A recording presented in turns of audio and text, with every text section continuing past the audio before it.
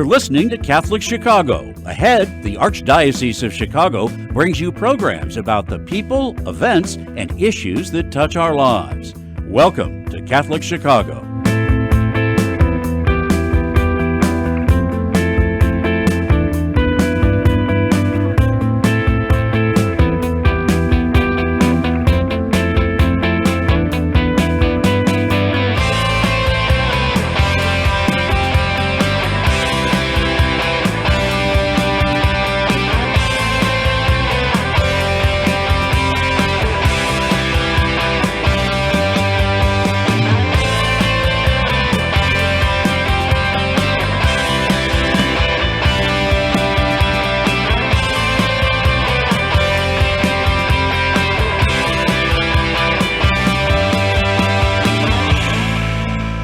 Good morning, everybody. This is Bob Gilligan of the Catholic Conference of Illinois, and thank you so much for listening, watching the program here today.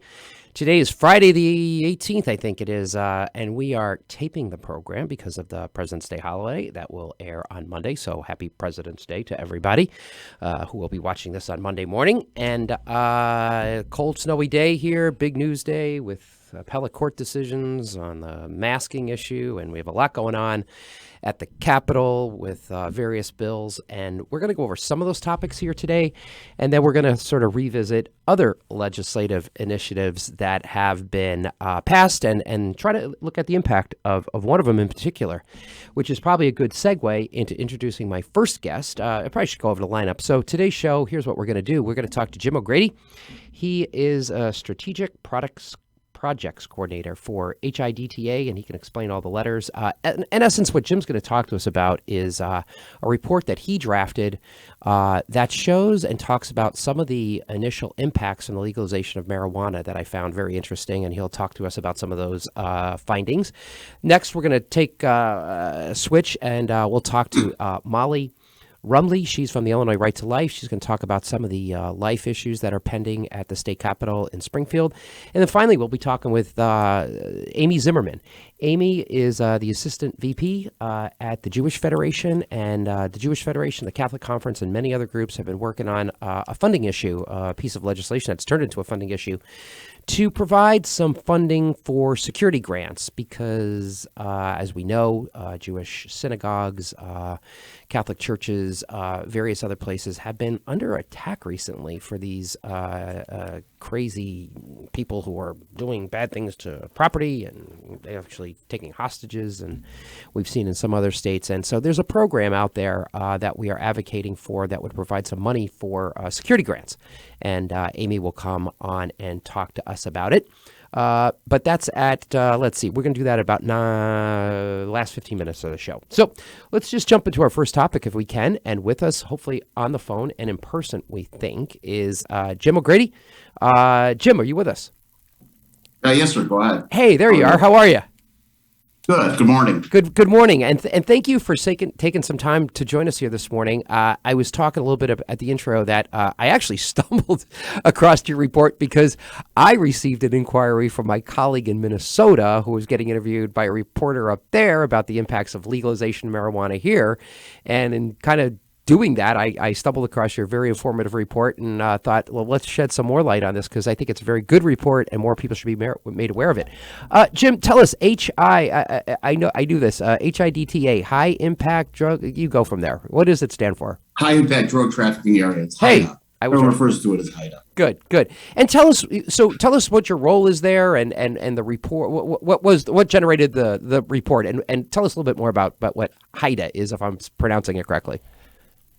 I was brought into I've been in the narcotics world since 1990. I was the commander of the Chicago Police Department's Narcotics Division for 6 years. I was in narcotics for 20 years.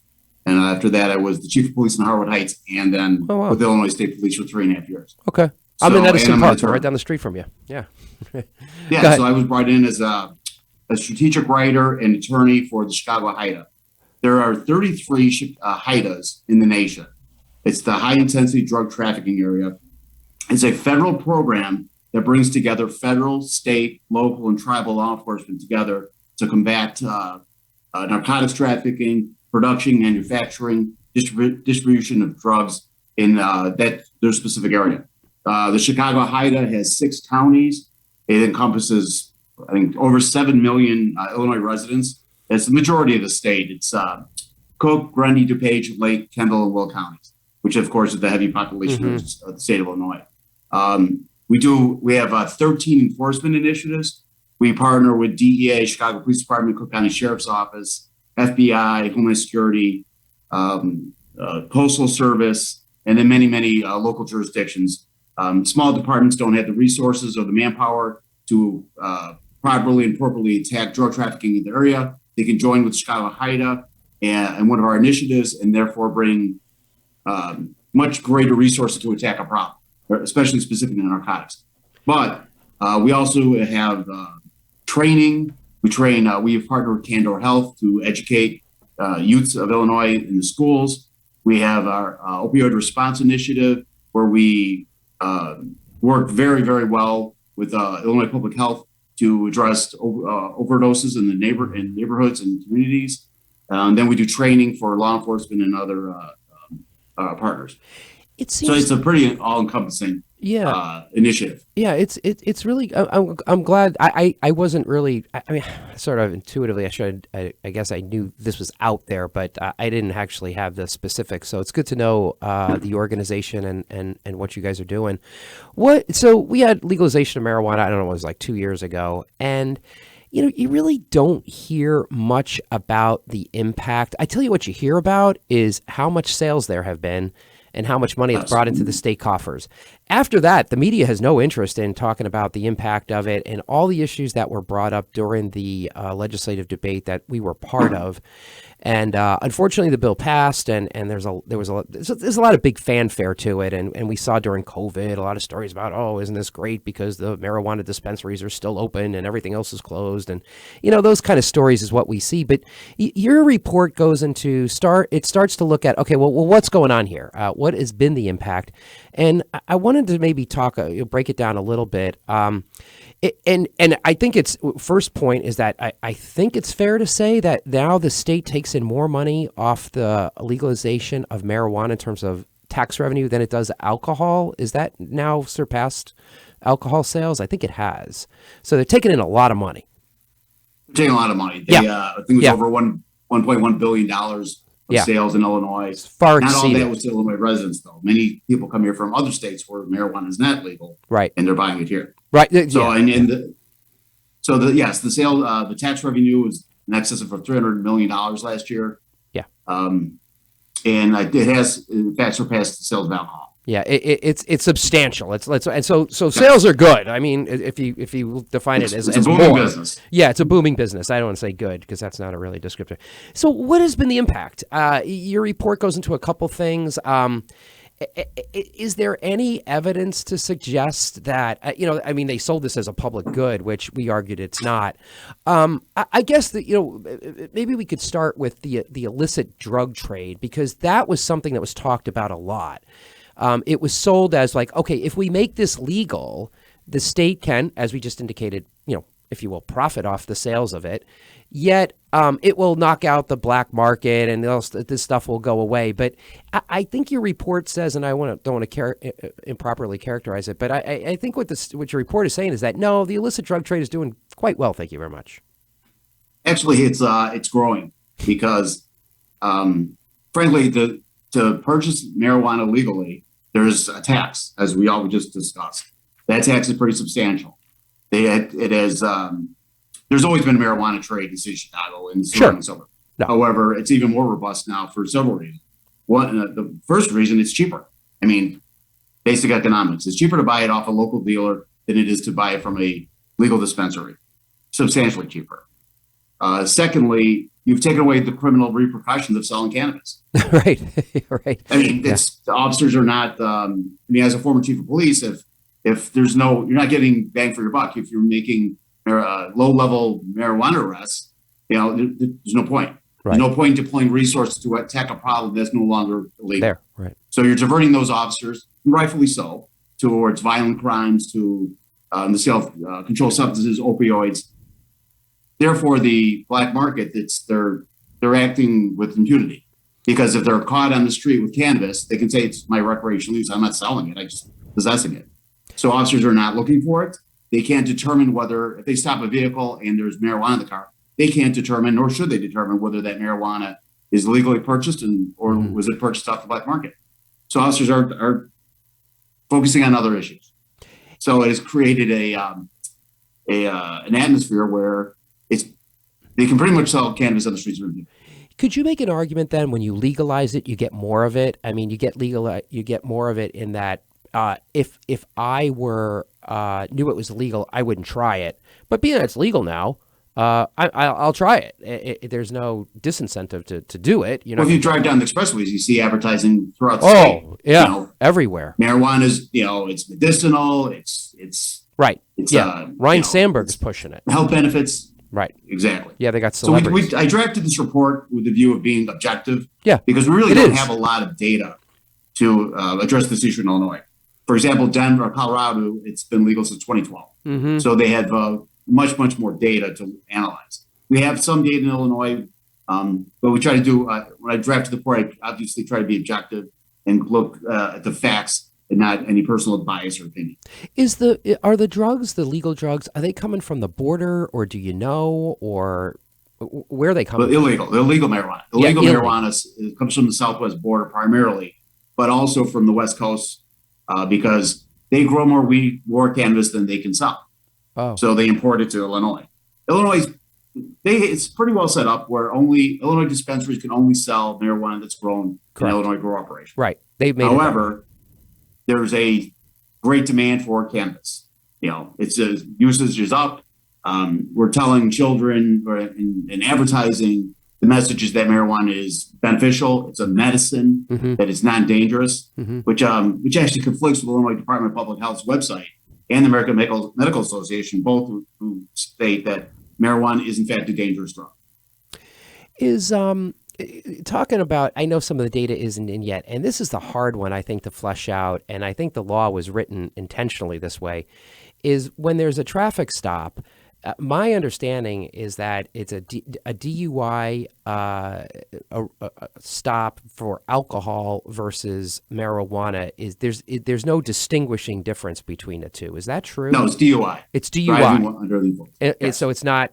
So we don't know if people are getting pulled over for being impaired due to marijuana use.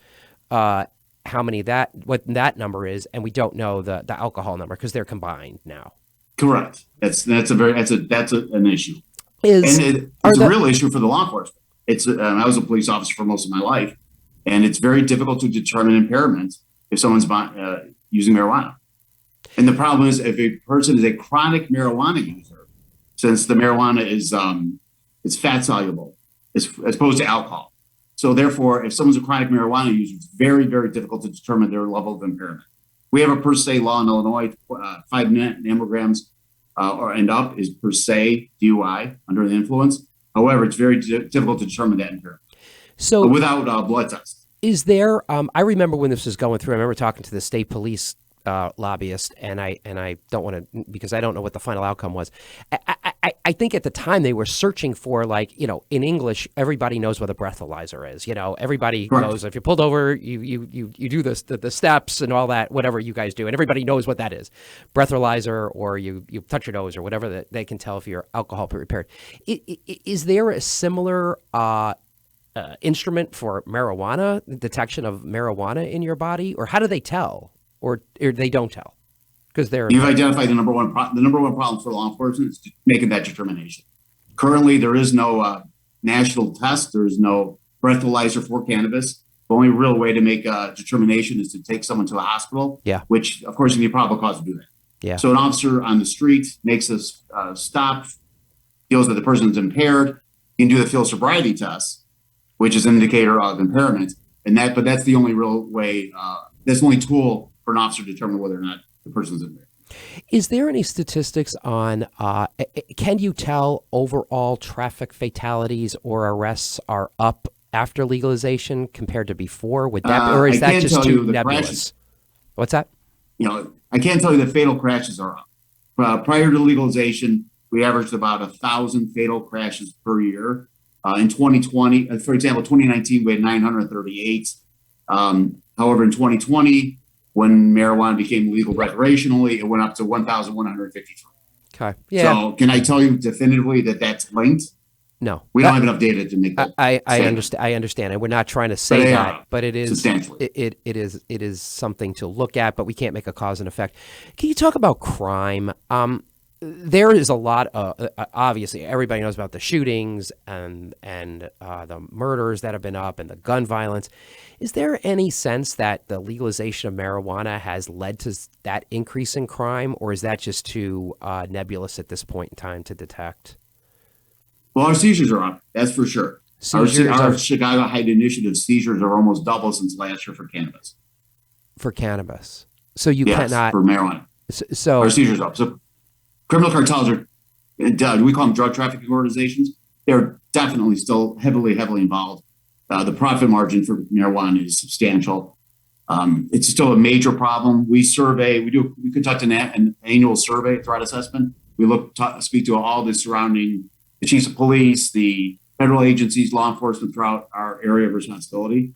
I mean, 330 surveys went out last year, and many of the survey respondents stated that marijuana still contributed heavily to crime.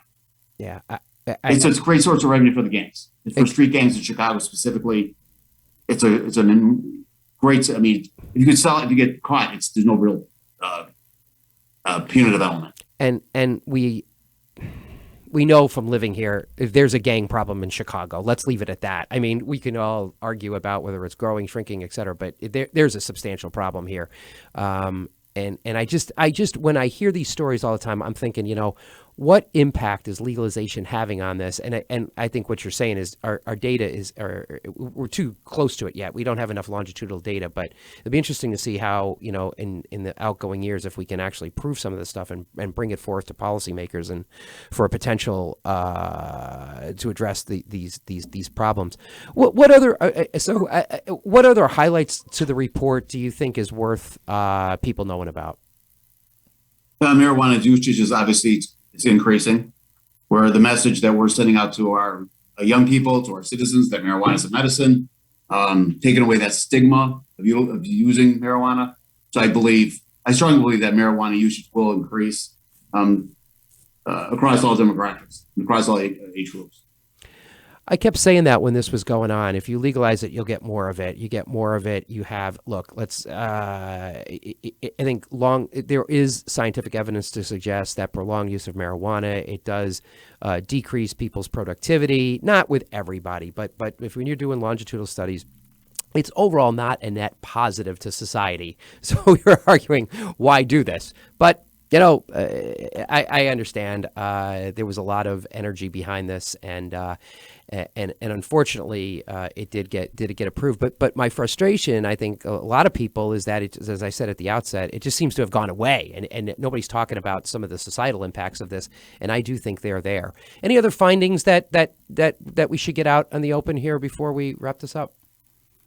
Well, one of the other claims of it was that legalization of marijuana would positively impact the overdoses, which is opioid overdoses is an ongoing huge problem in Illinois, throughout the country.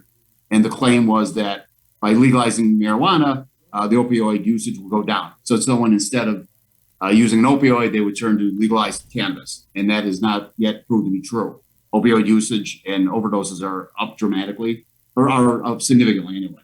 And they're still an ongoing problem. I mean, marijuana is a depressant. Right. Is your do you think then it might be too early to tell? Will this be a long-term longitudinal study? Do you think you'll be doing these periodically throughout time, or is this? Yeah, I'll be doing a second one. I'll be revisiting it every year. Good. I think it's an important issue to address, to analyze. Yeah, I agree. To see what the long-term effects are. Yeah, I agree. And I've been watching for this. I'm glad you guys did it. And we'll do our part to see if we can get it out and just to keep this people at least talking about it and make it aware of it. So we'll be watching your work in the future. And thanks, Jim. Thanks for taking some time this morning to be on. Very informative. And like I said, God bless your work. And let's keep talking about the impacts here. Great. Thanks for Jim, having thanks me so on. much. Great. Thank you for coming thank on. you. Yeah. Jim O'Grady, everybody, from Chicago High to talk about the legalization of marijuana. This is Bob Gilligan of the Catholic Conference of Illinois. Don't go away. We're going to come back with Molly Runley, and she'll be talking a little bit about some of the issues in Springfield on the pro-life agenda. Don't go away. We'll be right back.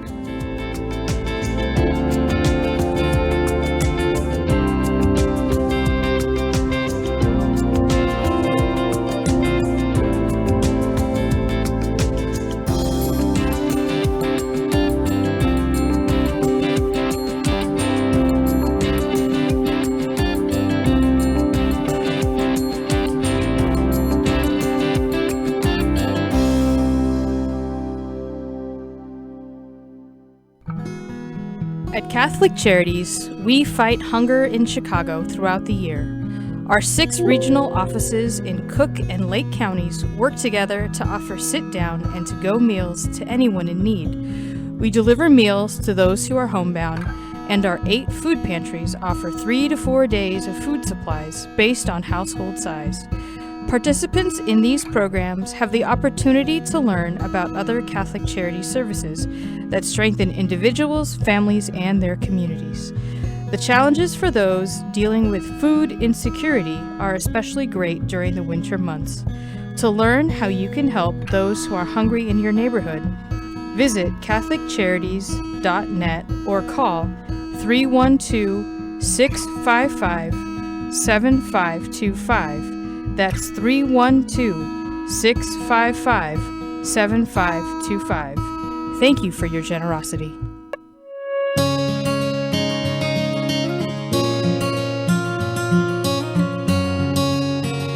We are at the Most Blessed Trinity Parish Food Pantry in Waukegan. And here we care for people in need.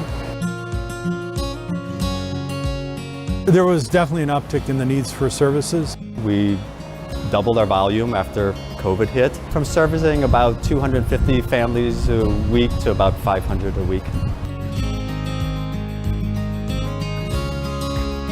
We supply bread, tortillas, vegetables, milk, cheese, butter, proteins, fish, chicken, eggs. Well, the annual Catholic Appeal has been a tremendous help to us, especially over the past year and a half. Without the annual Catholic Appeal, we might have to close our doors. Our parish is the largest one in the Archdiocese, but is very poor. We think about food and we think about nourishment, but we also nourish the soul, provide that connection to humanity. The good works here are made possible through the Annual Catholic Appeal. Make your gift at annualcatholicappeal.com. Ancestry and genealogy are more important every day. People all over the world are wanting to learn more about their family heritage for personal and for health reasons. At Catholic Charities, we are hearing from adults who lived for a brief time at St. Vincent's Orphanage, the wonderful life-affirming agency that operated out of our headquarters for 91 years, serving thousands of women, children, and families until it closed in 1972. Our post-adoption services help adults who want to learn more about their experience at St. Vincent's. Our compassionate staff members provide whatever family background information they can offer, along with support and reunion services. To learn more, call 312-655-7093. That's 312-655-7093. The spirit of St. Vincent's lives on in the inspiring stories that continue to emerge today.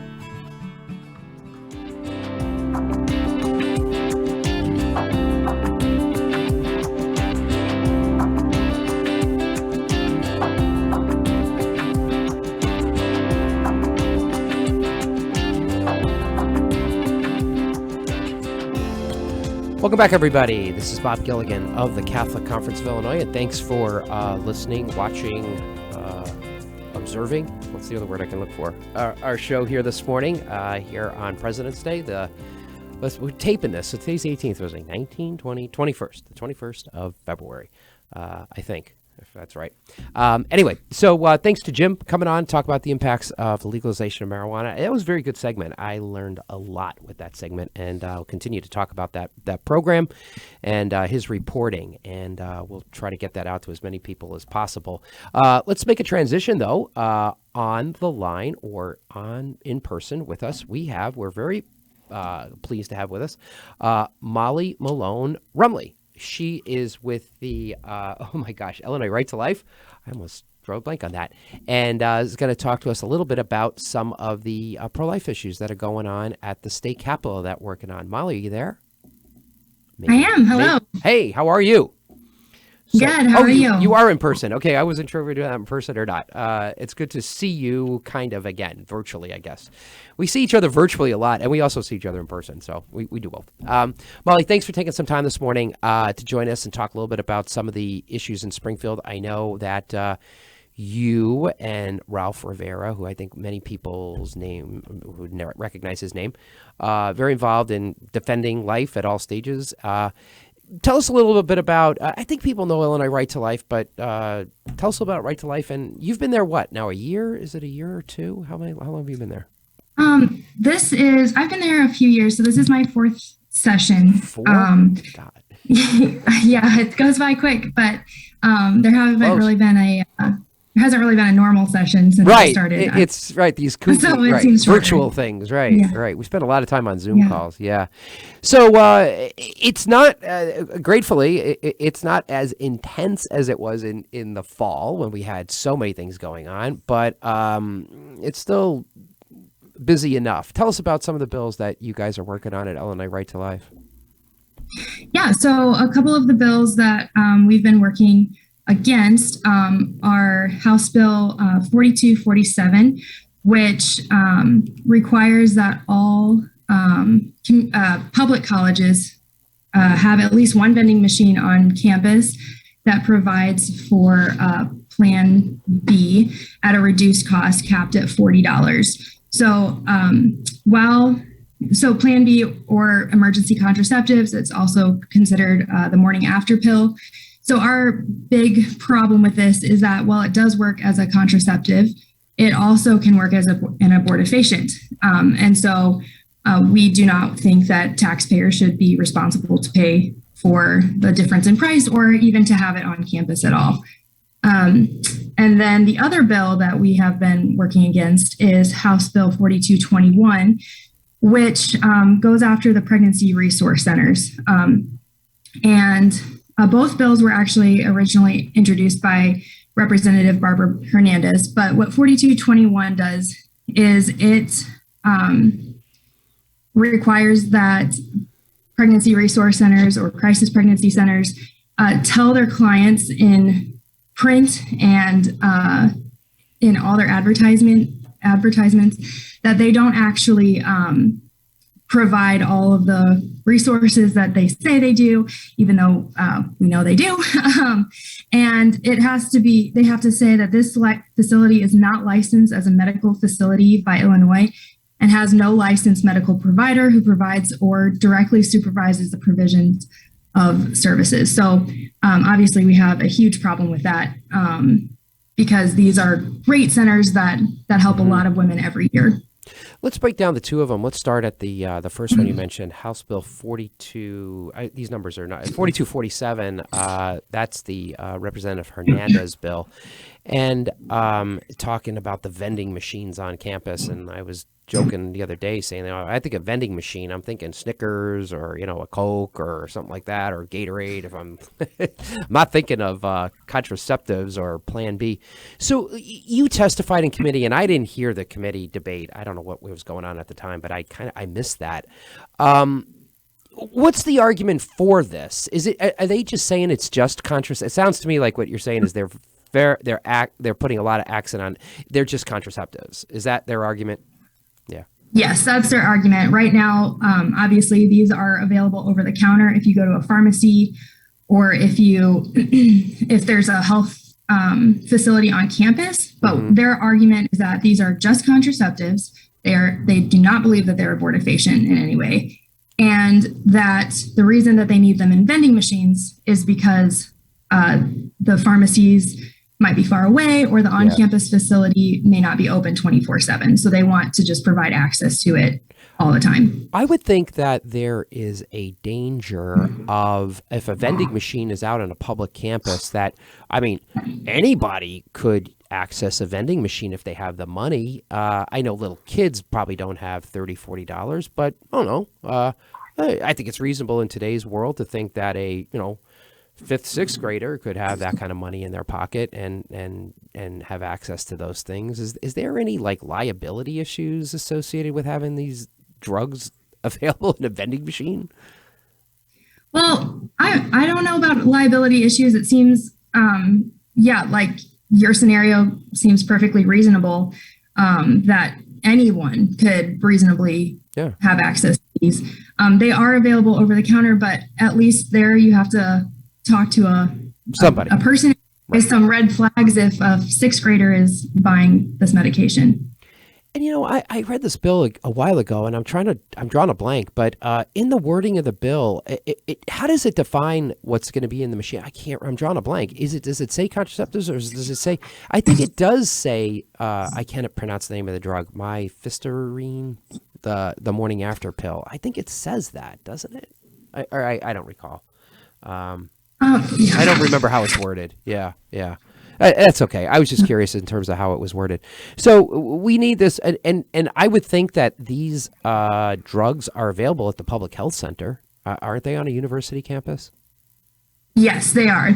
Once again, their whole concern is that they're not available enough or frequently enough because the health centers close at the end of the day or for the weekend or for holidays. And so they want to make sure that these women have access to it 24/7. And it's just public universities. It's good to clarify that, like DePaul and Loyola, Catholic or Christian or any private schools are exempt. They're not included. It's just public universities. So it's Illinois State, Northern Illinois, UIC, those places, and it's not so. And it's not. And I think there's also an issue with community colleges. Correct? Is that out now?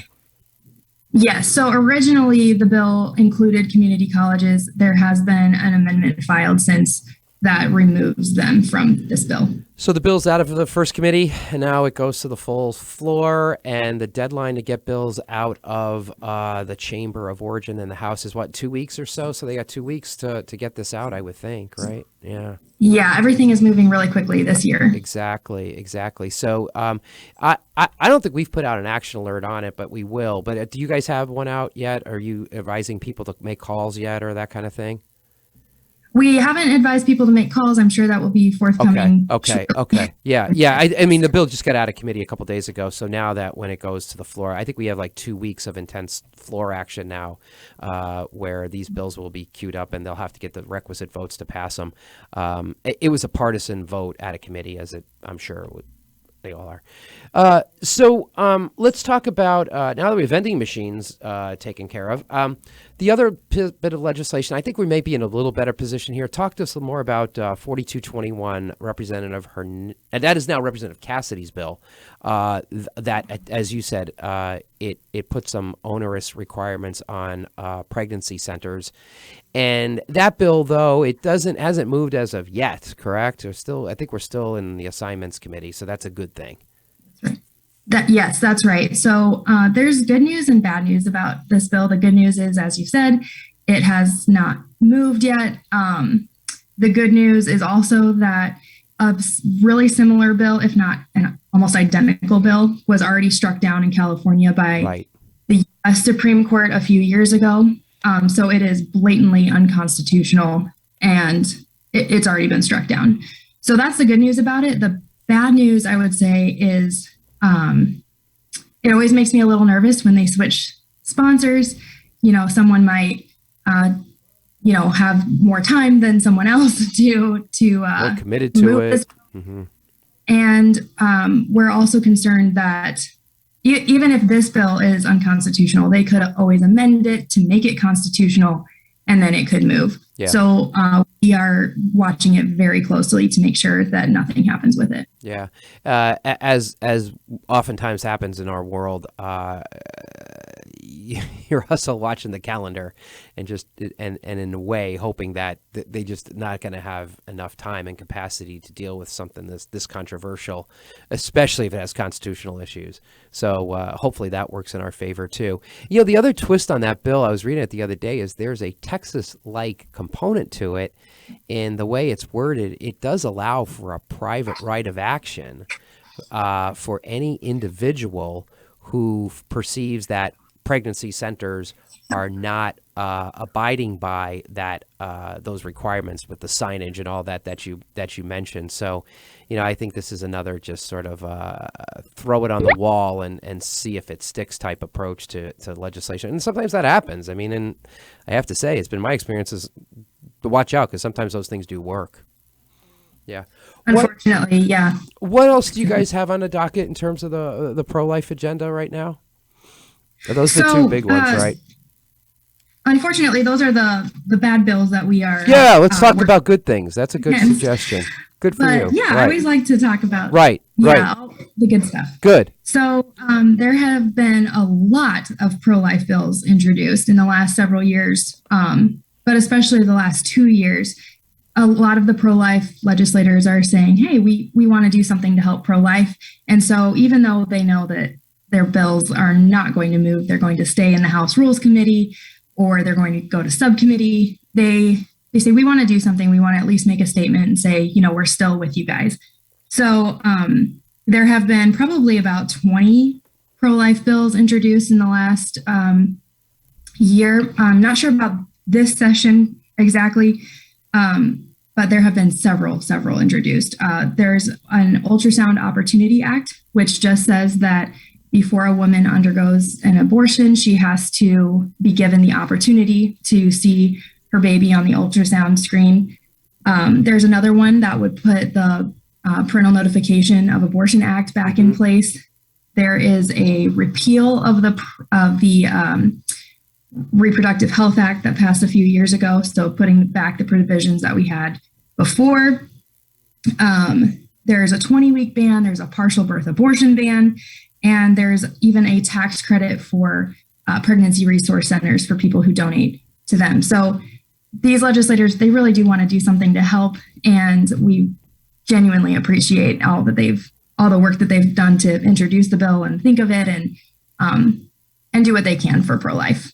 The Ultrasound Opportunity Act is the best bill ever written. We wrote that years ago. Great bill. Yeah, exactly. It is a great bill.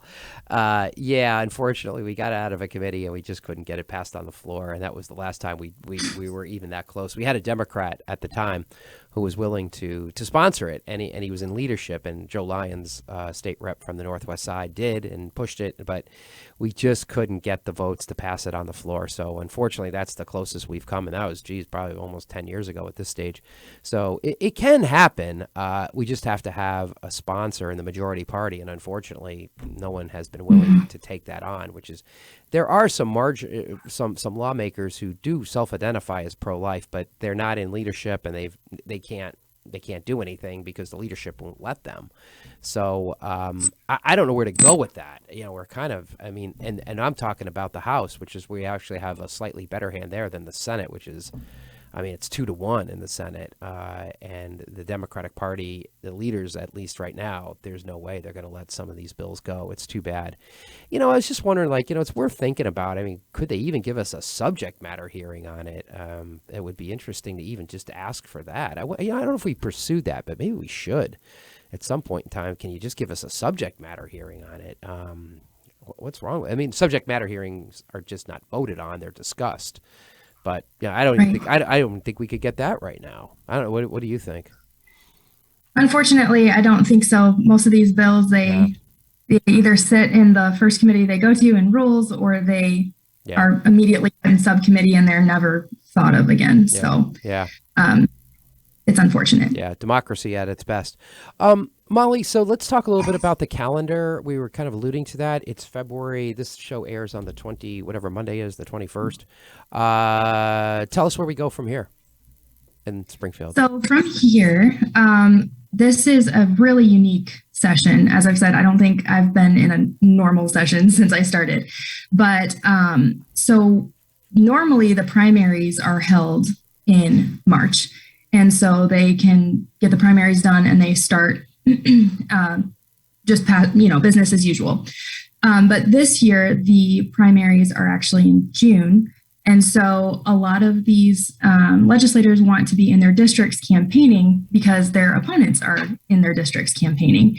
And so instead of having like the full session, they are intending to be out on April 8th. Though the new variant of the coronavirus kind of, I think, thwarted some of their plans with that. They've been canceling quite a bit. So even though we had originally more days scheduled than we did last year, we've really only been in the last 2 or 3 weeks. So this is an extremely shortened session. So if I didn't say it already, they're supposed to be out April 8th, which is about 2 months earlier than, about 2 months earlier than normal. Yeah. So we have an incredibly short amount of time to see floor action, to see whatever kinds of amendments they'll bring forth. So the date is April 8th, but they could always go longer if they still have business to do, or if they need to get the budget done, or whatever things they think are important to get done before they adjourn for the year. It was a really interesting week this week. It was frustrating as all get out. I didn't even see you down there, but trying to get meetings with lawmakers this week was virtually impossible because they were, at least on the House side, they were doing their committee work, but they do them by Zoom now. So they're in their offices. You just can't meet with them because they're on Zoom calls on these committee hearings. And it's such a strange world now because if you want to go meet with them, you have to either text them or get somehow run into them. But if there's a hearing you want to listen to or you have to testify in, you got to be in your hotel or your office. So it's really, that happened to me the other day. Is like, I couldn't go over there because there was a hearing we were in, and I'm like, this is insane. So it was very frustrating week, I think. And but it looks like they're going to wrap up their committee work today. And then we'll go from there, hopefully next week. And then, like you said, I haven't counted the weeks, but just roughly doing the math from February 21st to April 8th, I think that's 6 or 7 weeks. So not that we're complaining. The faster they go, the better. The better. Molly, thanks for taking some time this morning. It's very informative, very helpful. We'll probably see you next week back down there. Thanks for coming on. Thank you. This is Bob Gilligan of the Catholic Conference, everybody. Don't go away. We'll be right back. We're going to be joined by Amy Zimmerman. Amy is let's see if I get her title right here. Advanced Practices. Assistant Vice President for State Government Affairs of the Jewish United Fund. Actually, it's the Jewish Federation, I think most people know. We're going to be talking about what was a bill and now is a budget issue. It's about enacting the Security Grant Program in the state of Illinois. Don't go away. We'll be right back.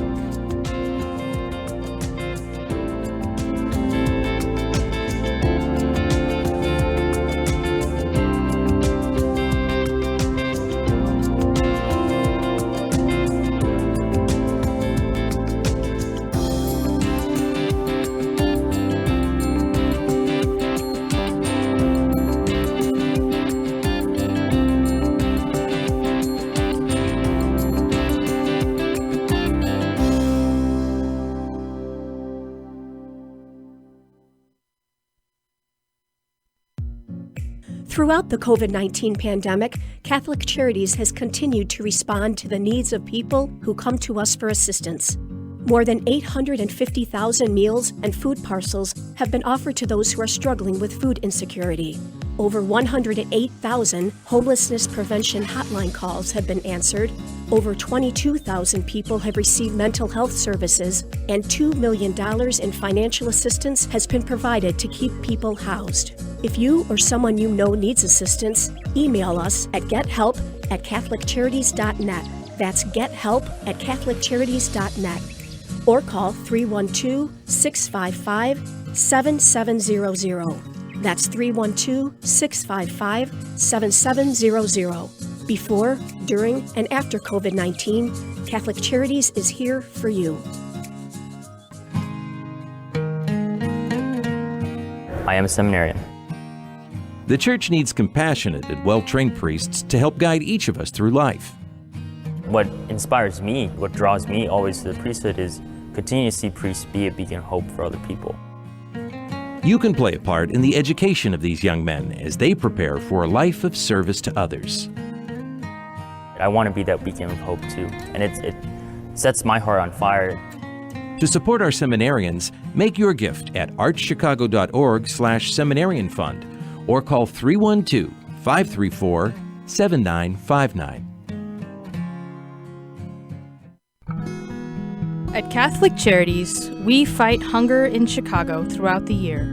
Our 6 regional offices in Cook and Lake counties work together to offer sit-down and to-go meals to anyone in need. We deliver meals to those who are homebound, and our 8 food pantries offer 3 to 4 days of food supplies based on household size. Participants in these programs have the opportunity to learn about other Catholic charity services that strengthen individuals, families, and their communities. The challenges for those dealing with food insecurity are especially great during the winter months. To learn how you can help those who are hungry in your neighborhood, visit CatholicCharities.net or call 312-655-7525. That's 312-655-7525. Thank you for your generosity.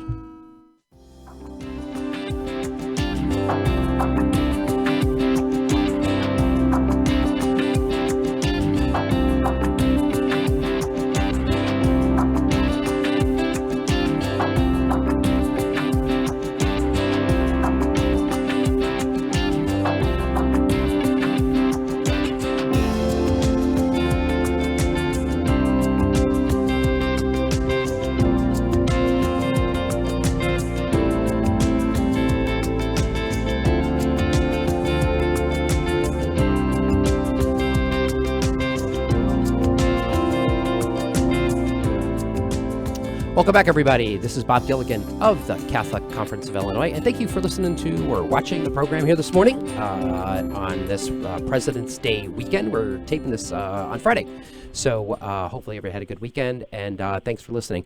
We are very pleased to be joined. Our next segment, we're going to be talking about an issue that we've been involved with a little bit, but really my next guest and Jewish Federation have taken the lead on it, and we're very grateful that they have. Let me introduce you to Amy Zimmerman. I think Amy is on the line with us now. Amy, you there? I am here. Can you hear me? I can hear you. We can hear you great. And now we can see your beautiful picture up on the screen. Thank you. Thank you so much for taking some time to join us. And we should also thank Cook County or the city of whatever it was who let you out of jury duty this morning so that you could be with us. So we're very grateful to you and whoever that governmental entity was. Yes. The Skokie Courthouse. Courthouse. Apparently didn't need me this morning. Well, we need you. Standby jurors, or regular jurors. Sure. So their losses, I go back in the hopper, and their losses I'll hear back from them soon. Right. I'm sure you will. Their losses are gained. So thanks for taking some time this morning. You know, Amy, before we get into the topic at hand, I think it'd be good to talk a little bit about what is the Jewish Federation and what is the Jewish United Fund? Great. Well, they are one and the same. It's a Catholic audience, so people have to understand these things, right? Go ahead. Hear them used interchangeably. Jewish United Fund, our Jewish Federation of Chicago. But what we are is sort of a very small but mighty network. We support JUF. Was actually established back in 1900 as the central fundraising, planning, and budgeting arm of Chicago's Jewish community. We allocate more than $190 million annually to JUF affiliates that provide vital health care and human services and education to more than 500,000 people of all faiths, abilities, and ages. As Assistant Vice President of State Government Affairs, I advocate for our public policy priorities in Springfield, and I have counterparts in our Government Affairs Department that do the same work that I do, but at the local and federal level. JUF is also home to a number of dynamic programs, including our Jewish Community Relations Council, which convenes more than 40 Jewish organizations that represent a diverse spectrum of political opinions and religious affiliations. And we've actually had a long-standing and productive relationship with the Catholic community in Chicago through collaborative programs and dialogues and an ongoing exploration of each other's traditions. So there's a Catholic Jewish Scholars Group that's been meeting for more than 20 years. Yep, and I think the Cardinal does a speech there every other year, and then a rabbi does a speech in front of the same group every year. They alternate. I've been to that event. It's fascinating. It's really a great event. Yeah, it's a lot of fun. Wonderful, and I think very soon we'll be able to start bringing people together. Right, it hasn't happened in a couple of years. Exactly. I think, like, in layman's terms, I think of I'm a very simple person. I kind of think of Jewish Federation as sort of the Catholic Charities of the Jewish faith. It's not the same, but close enough. You're raising money. You get some state money to serve various, mostly low income people who need help or assistance at some level. So I think there's a lot of they're very similar. There's some similarities. Absolutely, and sort of I often compare it to like the United Way. Right, exactly. For Jewish related causes. Right.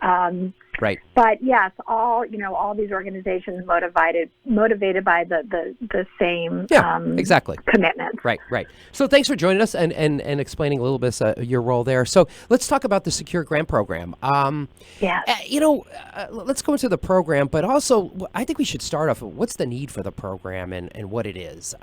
It seems to me, and I don't know if this is true, there seems to be more incidents of violence, or maybe they're just more publicized, against people of faith and their buildings, their congregate structures. And I think that applies to, most of them seem to be more attacks on the Jewish, unfortunately, synagogues.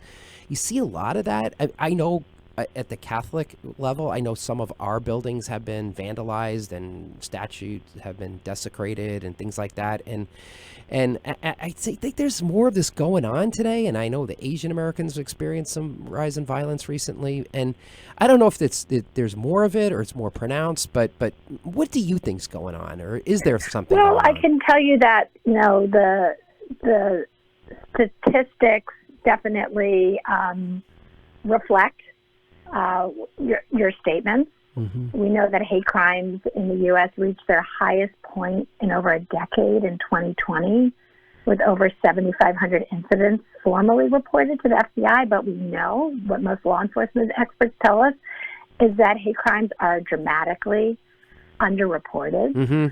Sure.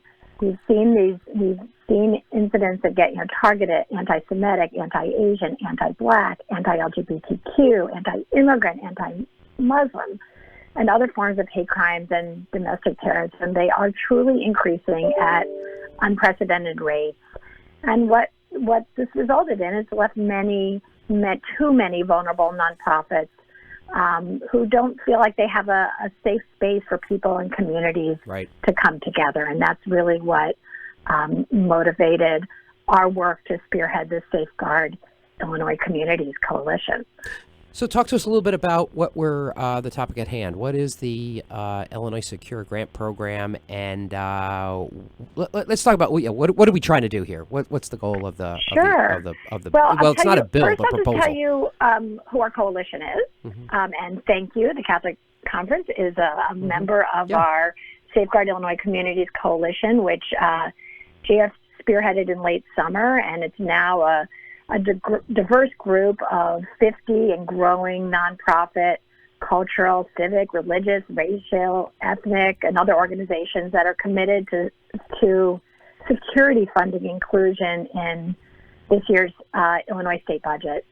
Our members include Jewish, Christian, Muslim, Asian American, LGBTQ, Black, Latinx institution, allies, and other organizations whose communities may be vulnerable to attacks and hate-motivated violence.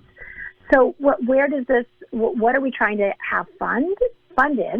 Back in 2017, Illinois established a nonprofit security grant program by statute to provide funds to nonprofits to bolster their security.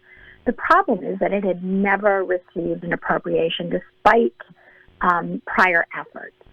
And so we decided that this was the time. We just talked about the the rise in terrible incidents, and brought together this incredibly diverse coalition to really to advocate not only for funding, but also to think about what is the structure, what should this program look like in Illinois to ensure that it's accessible and navigable by the full range of nonprofits out there. So what I can tell you is there, spoiler alert for your listeners, Governor Pritzker, to our great enthusiasm, actually in his proposed budget, put $20 million into the program. It will be, if it remains in the budget, which is certainly part of our continued advocacy this session, it will be the third largest state funded program in the country. What will some of the money be used for? Give us an example. Like if I had a not-for-profit or a church or synagogue, what could I use? What could I apply to the program in order to fund? What type of activities or things can I do? So there are a number of security enhancements. I'm going to step back for just a minute to explain that there is an existing federal program that's implemented by the Federal Department of Homeland Security. It's the Federal Nonprofit Security Grant Program, and it was actually established back in 2004. It received its last funding appropriation was $180 million, but it is incredibly oversubscribed. So even for the nonprofits in Illinois that knew about it, that applied for it, less than half of them received their funding. So, but I mention it not only, mostly to explain that a lot of the security enhancements that will likely be a part of Illinois' program are already sort of exhaustively listed in the federal program, and they include things like safety and security training and planning, security cameras, reinforced walls and bulletproof glass, reinforced doors, cybersecurity, and even in certain circumstances, security guards. Those usually need to be contract security guards. So I think that Illinois will probably adopt, you'll have to go through a rule-making structure. We'll adopt all the same types of security enhancements that are available through the federal program. It's a great program, and I think thanks to Amy and our efforts and the coalition's efforts, and to underscore what Amy just mentioned, I think we should be grateful to Governor Pritzker for putting this into his budget.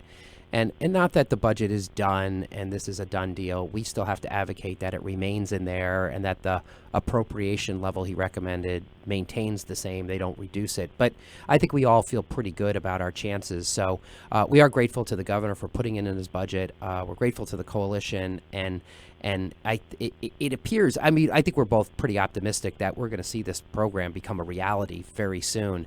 And then I think what you're saying is that the program will go through some rulemaking, and then there'll be a process to apply for it. And what do you do? What do you think? Maybe that's by the end of the year. Do you think that's fair to anticipate? Yeah, I think that's a fair conclusion. So the work of the, the way I explain the work of the coalition, it's really running on two parallel tracks.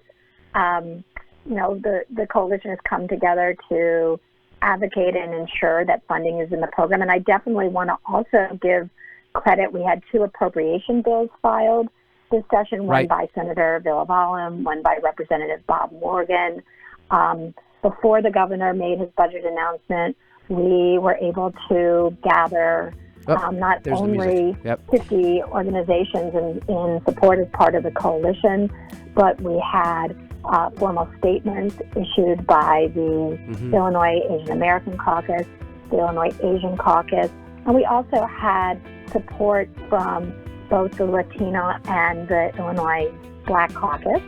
Amy, that's the music. I don't know if you can hear it. The Illinois Commission on Discrimination and Hate Crimes issued a formal endorsement. funding the Illinois Nonprofit Security Grant. So this was a truly, both bipartisan and really diverse group that has come together to move this. The other... That's Amy. We got to run. That's the music. So I think we got it. The Illinois Secure Grant Program coming up soon at the end of this session. Thanks so much for joining us. Sorry, they got a hard cut up here at 10:15. So thanks for everybody for listening, and hope to listen in the next third week of the month of what would that be? March. This is Bob Gilligan of the Catholic Conference. Thanks for joining us, everybody. Have a good day.